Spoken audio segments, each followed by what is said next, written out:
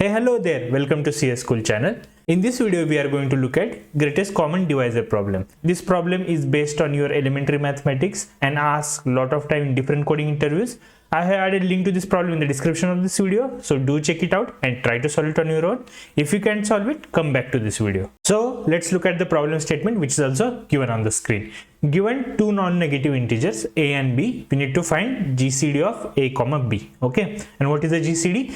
GCD of two integers is defined as a greatest integer g such that g divides both a and b perfectly, so it doesn't leave any remainder. Okay, so we just need to find greatest divisor of both a and b, and that we will call it as GCD. Okay, so let's take an sample input, a with a value of 6 and b with a value of 9, which is the greatest number which divides 6 and 9 both. So the output is 3 actually. If we look at all the numbers, you will find that 3 is the greatest integer which divides both 6 and 9. So hope you are clear with the problem and the sample input and all. So let's look at the first approach, which is the brute force approach for solving this problem. Okay.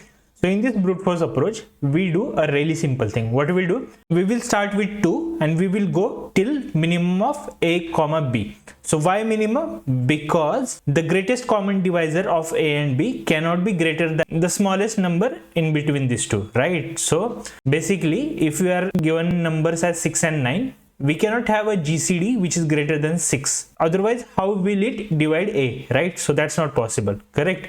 And in the for loop, we check whether if the current integer which we are considering divides both a and b perfectly. If that's the case, we will assign the value to the response. Okay, and we will return response at the end of the for loop. So hope you are clear with the approach. Approach is pretty simple. We will start with 2, we will go till minimum of a comma b, and we will check if that integer divides both a and b perfectly. Now the question is why we are not starting with 1? Because 1 is always a GCD of any positive integer. Okay, 1 can divide any positive integer, so that's why we are not considering 1. 1 is by default the answer. If we are not getting any other GCD, then 1 is our by default answer. What's the time complexity of this solution? Well, we are just running one for loop which is going till minimum of a comma b. So the time complexity is O of min a comma b. Okay, and what's the space complexity? As we are not using any extra space, the space complexity is O of 1. Okay, so hope you are clear with the approach. Now let's look at step-by-step implementation of the brute force approach. Okay, so suppose we are given an input with a value of a is equal to 6 and value of b as 9. Okay, we have initialized res with 1 and we are starting loop with I is equal to 2. So we first check, is 2 divided 6? The answer is yes, right? 2 divides 6 perfectly. And whether 2 divides 9? Well, 2 doesn't divide 9 perfectly, right? There is a remainder of 1, right? So we cannot consider 2 as a GCD. Then you start considering 3 as your next integer. Does 3 divide 6? Yes, it divides 6. Does 3 divide 9? Yes, it divides 9 as well, right? So we are assigning value of 3 to the response. So now response becomes 3. Right? Then we consider 4. Does 4 divide 6? No. So we are not considering 4 anymore. Does 5 divide 6? No. We are not considering 5 as well.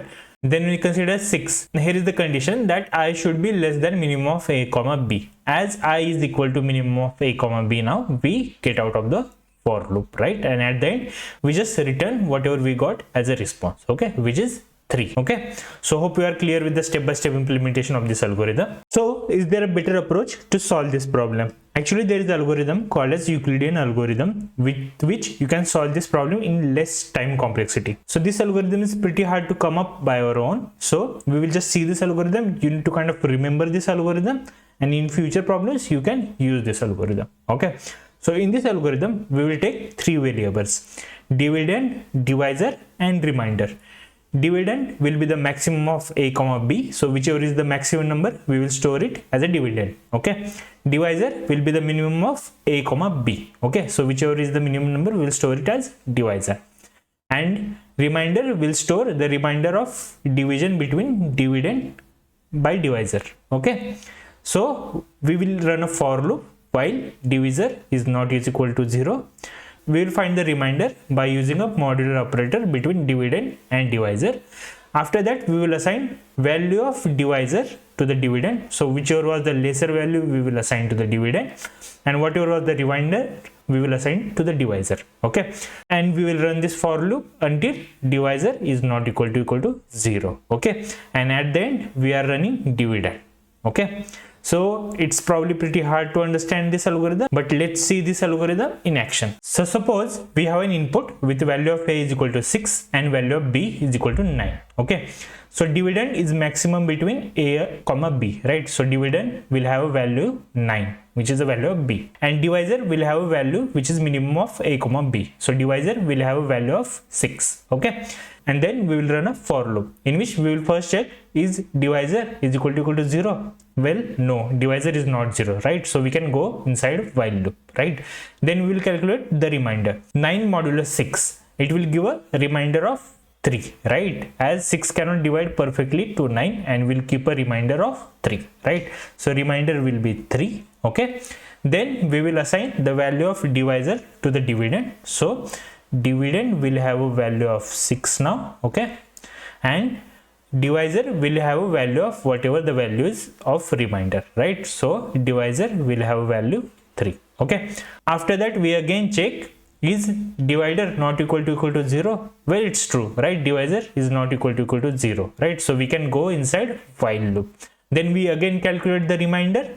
Well, 6 modulo 3, it gives us a remainder of 0. Why? Because 3 divides 6 perfectly. Okay, then we assign the value of divisor to the dividend. So dividend becomes 3, and we assign the value of whatever is the remainder to the divisor. Okay, so we will assign 0 to the divisor. Okay, and then we again check is divisor not equal to 0. Well, divisor is now 0, right? So we come out of this while loop and we return dividend. Okay, so we return 3 as our final output. Okay, which is also our greatest common divisor. Okay, so hope you are clear with the step-by-step iteration of this algorithm.